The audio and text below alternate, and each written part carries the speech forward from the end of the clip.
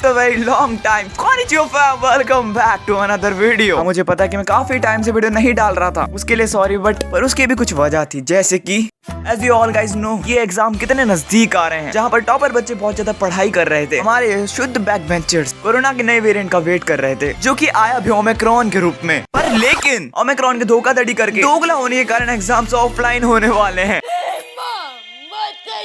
इसकी वजह से मुझे पढ़ना पड़ेगा and I need to study hard। Cause मुझे मम्मी की चप्पल एंड पापा की बेल्ट नहीं खानी।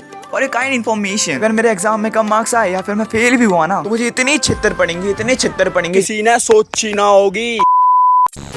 This video is gonna be Valentine special. अगर तुम ये सोच रहे हो कि मैं इस वीडियो में उस बंदे की कॉपी करने वाला हूँ जो कुछ चंद व्यूज के लिए पागल सन की दिल टूटे आशिकों को सपोर्ट करता है, हमें उसी ग्रुप की बात कर रहा हूँ। विश्व हिंदू परिषद बजरंग दल इचलकरंजी बजरंग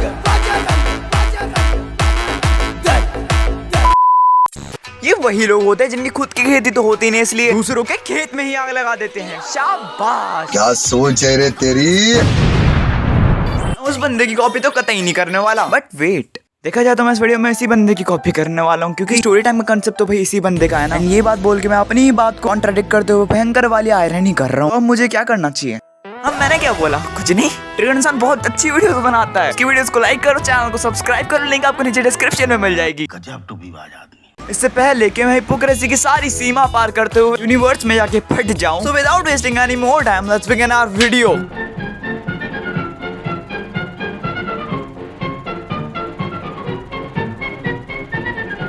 आओ बच्चों तुम्हें दिखाएं। Oh shit, here we go again। Not bad, not bad. Now you. 君の虜になってしまえばきっとこの夏は充実するのモード噂の dreaming が忘れないででも気持ちを伝えてしまえばいつかその夢は覚めてしまうんだろうな青い影स्टोरी start करने से पहले मैं तुम्हें अपनी कॉलोनी के बारे में थोड़ा सा इंट्रोड्यूस करना चाहूंगा। मैं जिस सोसाइटी में रहता हूँ ना, वो इतनी ज्यादा वियर्ड है, इतनी ज्यादा चित्र है कि इन दोनों मामलों में हमारी सोसाइटी से आगे सिर्फ एक ही सोसाइटी है, गोकुल धाम सोसाइटी। लिटरली हमारी सोसाइटी में एक आंटी ने तो भैंस भी पाल रखी थी। वैसे इसकी जरूरत क्या थी? इससे पहले कि तुम कुछ गलत समझो, मैं ये कह रहा था कि इस भैंस वाले सेगमेंट की इस वीडियो में क्या जरूरत थी। बट एक सेकेंड, तुम क्या सोच रहे थे? इस कहानी की शुरुआत होती है एक सुहाने दिन से। अच्छा खासा मौसम था, शाम का वक्त था, मैं और मेरे कुछ दोस्त पार्क में यूं ही डोल रहे थे। उनमें से एक, इसका नाम इस वीडियो के लिए हम रखने वाले हैं सोमड़ूलाल, और उसके दो घनिष्ठ मित्र यानी कि उसके कुछ क्लासमेट आ रखे थे, जिनका नाम होने वाला है डोलू बोलू। जैसा कि मैंने तुमको ऑलरेडी बताया, हम यूं ही डोल रहे थे और अचानक एक बहुत इंपॉर्टेंट टॉपिक पर, sorry most important, world changing, earth shaking topic पर डिबेट करने लग गए। एंड वो तीनों इतने ज्यादा डेडिकेटेड होके बोल रहे थे, I was be like what is happening. तुम खुद सोचो कि मतलब 13-14 साल के दोस्त एक साथ मिलकर किस टॉपिक पर बात कर रहे होंगे, किस टॉपिक पर चर्चा कर रहे होंगे? दोस्ती के बारे में, पढ़ाई के बारे में?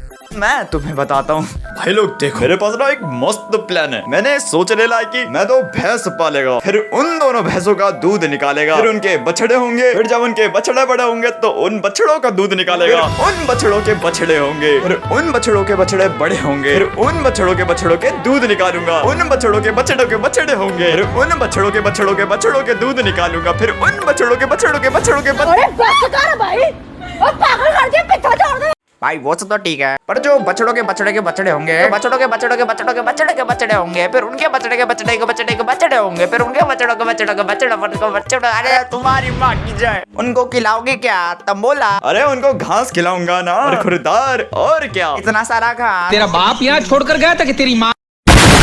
अरे आजकल सब कुछ ऑनलाइन ही मिल जाता है। नहीं मिलता, भूसा थोड़ी ना ऑनलाइन मिलता रे बाबा। सही बोला। क्यों नहीं मिलता? नहीं मिलता, लकड़ी मिलती है। सही बोला। लकड़ी के पास ऐसा क्या है जो भूसे में नहीं है? लड़की के पास वैरायटी और क्वालिटी, और सॉरी लकड़ी के पास वैरायटी और क्वालिटी होती है रे बाबा। लकड़ी का तो नहीं पता, पर कोयला जरूर मिलता है। लकड़ी के पास कौन सी वैरायटी होती है भला? शीशम की लकड़ी, चाकू की लकड़ी, नीम की लकड़ी, महुआ की लकड़ी, सगुन की लकड़ी, आम की लकड़ी, नीम की लकड़ी, अबनुस की लकड़ी,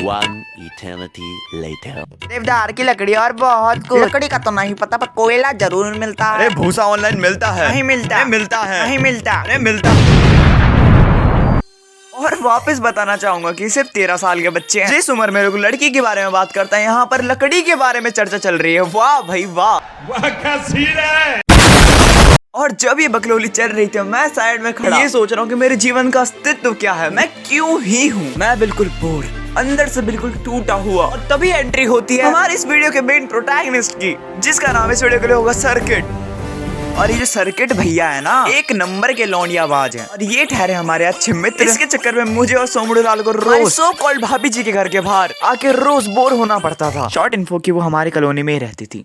हमेशा की तरह हम की रात में निकल दिए झोला लेकर, और जैसे ही हम अपनी डेस्टिनी तक पहुंचे, हमने क्या देखा कि भाभी जी के साथ उनके भैया जी भी थे, जिसका इस वीडियो के लिए नाम होगा बल्लू भैया। बल्लू भैया अपनी लंबी टाट लेके सामने खड़े थे। यहाँ पर सर्किट की उसे देख के फट रही थी, और ऐसे ही ठर की बेवड़ों की तरह हमने अपना आधा घंटा बर्बाद करा। और यहाँ पर सर्किट हमारी भाभी जी को देख के खुश हो रहे हैं, और सोमड़ू लाल सोच रहा है कि हम यहाँ क्यों हैं, किस लिए हैं, और मैं हमेशा की तरह सबसे अलग। क्या हो अगर बल्लू टाइटन बन गया और सर्किट उसके गले पे एक मस्त तलवार मार के भाभी जी को उसके प्रकोप से बचा ले। मुझे पता है कुछ ज्यादा ही वियर्ड है, मगर यही होते हैं साइड इफेक्ट्स अगर तुम हद से ज्यादा सस्ते नशे करते हो तो। कोई इनकी मदद क्यों नहीं करता? ये भी आप जैसे हैं, सस्ते नशे ना करें ना करने दें। थोड़ी देर और अपनी बेइज्जती करवाने के बाद हम सोचे चलो अब यहाँ पर क्या ही करेंगे, और हम वापस जाने ही वाले होते तब भी आता है हमारा सेवियर, हमारा मसीहा, सिर्फ उस टाइम के लिए, जिसका इस वीडियो के लिए नाम होने वाला है बड़ा पाव, जो कि भाभी जी और उनके बल्लू भैया के घर के पास में रहता है। हमारा भी ठीक ठाक ही दोस्त है, जो कि हमें आके बोलता है कि चलो हाइड एंड सीक खेलते हैं। एंड उसे नहीं पता कि उसने क्या जादुई शब्द बोले हैं। इन शब्दों के रियल इंपॉर्टेंस सिर्फ हमारे सर्किट भैया को, क्योंकि अगर हम हाइड एंड सीक खेलेंगे तो उसके भैया यानी हमारे बल्लू भैया खेलने वाले थे, जिसका मतलब है कि हमारे भाभी जी भी खेलेंगी। एंड इस मूवमेंट पे हमारे सर्किट भैया पीछे मुड़ते हैं, and he is be like मेरे को जाना पड़ेगा, मेरे को जाना पड़ेगा। एंड जैसा कि मैं तुमको ऑलरेडी बताया, हमारे पार्क के बच्चे कुछ पागलों की तरह यूं ही डोल रहे थे और बहुत ज्यादा विल्ले थे। एंड मैं सही बता रहा हूँ, उनमें से एक तो इतना ज्यादा विल्ला था कि वो अपनी एक चप्पल उतार के हवा में उछालता है, एंड दूसरे चप्पल से उस चप्पल को जिसको उसने ऑलरेडी हवा में उछाल रखा है उस पे निशाने मार रहा है। वाह भाई वाह, आने वाली जनरेशन कितनी आगे बढ़ रही है। छोटे छोटे बच्चों तक की गर्लफ्रेंड है, यहाँ पर सेटिंग बाजियां चल रही है। जो बाबू अभी तक ढंग से पैदा भी नहीं हुआ, वो भी यहाँ पर उन्हें थाना था कर रहा है। जिसको सेटिंग बाजी करनी चाहिए, वो एक चप्पल को हवा में उछाल के दूसरे चप्पल को उस पे टारगेट कर रहा है। क्या सीन है। काफी बकलोली के बाद सभी मान जाते हैं और खेलने वाले होते हैं हाइड एंड सीक। डाइन होती है हमारे बल्लू भैया पे, जहाँ पर नॉर्मल लोग खेल रहे थे हाइड एंड सीक, और हमारा अलग ही प्लान चल रहा था, क्योंकि डाइन होने वाले थे बल्लू भैया पे। इसका मतलब हमारी भाभी जी होने वाली थी अकेली। हमारा मकसद था कि हमारे सर्किट भैया और हमारी भाभी को मिलाना था, ताकि वो प्रपोज कर सके हमारी भाभी को, to make her our official भाभी। तो इसी के साथ गेम स्टार्ट होती है। सभी लोग अलग अलग हो चुके थे, अपने अपने अलग अलग डायरेक्शन ले चुके थे। मैं, सोमड़ू लाल और हमारे हंटर पंटर एक साथ आ चुके थे और छुपे हुए थे खुफिया जगह में। और तुम खुद सोचो कि हम कहाँ छुपे होंगे, कितनी खतरनाक जगह छुपे होंगे, जहाँ पर कोई सोच भी नहीं सकता। पता है हम कहाँ छुपे थे? जैसा कि मैं तुमको वीडियो को स्टार्टिंग में बताया था, कॉलोनी में एक आंटी ने भैंस पाल रखी थी। हम उसी एरिया में गए जहाँ पर वो भैंस, हम वहाँ छुपे हुए थे और वहाँ फालतू की बातें करे जा रहे। क्या हो अगर ये भैंस यहाँ पर से छूट जाए, हमारे पीछे पड़ जाए और अचानक हम में से किसी को ठोक दे। और गेस व्हाट, यही हुआ। लिटरली वो मेरे सामने ऐसे उछल रही थी ना, और इस तरीके से हिल रही थी कि एक बार को मैं सोच में आ गया कि क्या पता ऐसे ही भूकंप आता हो, क्या पता चले। खुद सोचो कितना फनी होगा कि 10-15 भैंसें एक साथ उछल रही है और भूकंप आ रहा है। And sorry for body shaming, क्या पता इस वीडियो को देखने के बाद कोई भैंस ऑफेंड हो जाए। नीचे कमेंट्स में आके लिखे कि You racist, you sexist, you molestist, you are what in the hell, sister, body slam, भाई कितना ऑफ टॉपिक जाओगे। सही में वो भैंस मेरे सामने ऐसे उछल रही थी और यहाँ पर हमारे साथ छोटे बालकों की फटी जा रही थी। और सही बता रहा हूँ, जिस बंदे ने ये बात बोली थी ना, क्या हो अगर ये भैंस हमारे पीछे पड़ जाए और हम में से किसी को ठोक दे। लिटरली उस बंदे ने मेरे सामने हक दिया पैंट में। म्यूजिक।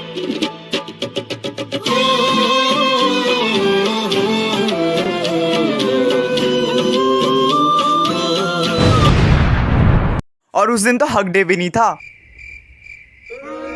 सॉरी मुझे पता है बहुत ज्यादा लेम जोक था। कोई भी टमाटर मत फेंकना डिसलाइक के बटन पे। हाँ, इससे याद है, अभी इस वीडियो को पॉज करके नीचे आकर चेक करो, जो सब्सक्राइब का बटन दिख रहा है वो लाल तो नहीं, और अगर गलती से भी है तो उसको मार मार के ग्रे कर दो। उस भैंस के छूट जाने की वजह से सभी इधर उधर भागने लग गए, और हमें क्या देखने मिलता है कि सामने से एक और सांड भगते हुए आ रहा है। इस बात को लेकर सीरियस मत हो आना, क्योंकि अभी मैं बल्लू की बात कर रहा हूँ, और अगर वहाँ पर सही में सांड आ गया होता ना तो मैं अभी जिंदा नहीं रहता इस वीडियो को बनाने के लिए। बल्लू उनमें से काफी लोगों को पकड़ लेता है, यहाँ तक कि हमारे सोमड़ू लाल भी आउट हो गया होता, जो कि एक अच्छी और बैड न्यूज दोनों है। लकीली मैं उस हैवान से कैसे न तैसे करके बच ही जाता हूँ, एंड फुल स्पीड में भाग रहा होता हूँ। काफी देर कुत्तों की तरह भगते हुए बचते बचाते अभी भी मैं जिंदा ही हूँ। इस टाइम पे बल्लू हमें ढूंढ रहा, मैं ढूंढ रहा हूँ सर्किट को, सर्किट ढूंढ रहा है भाभी जी को और भाभी जी ढूंढ रही है बल्लू को।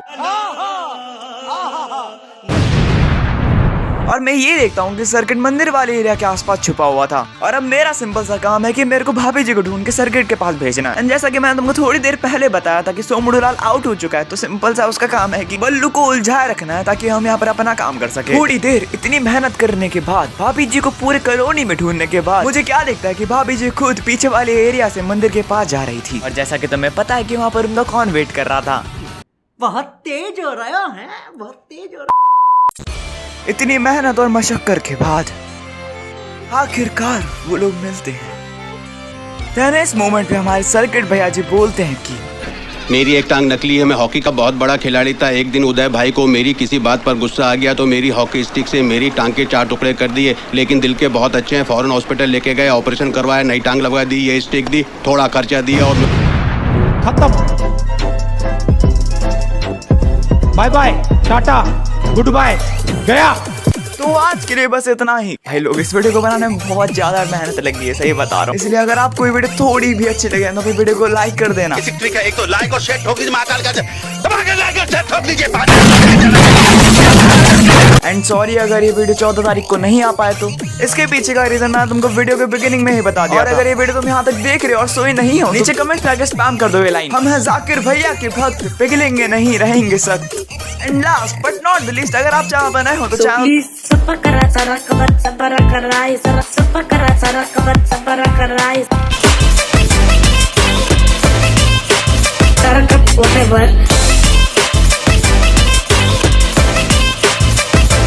Okay, thank you.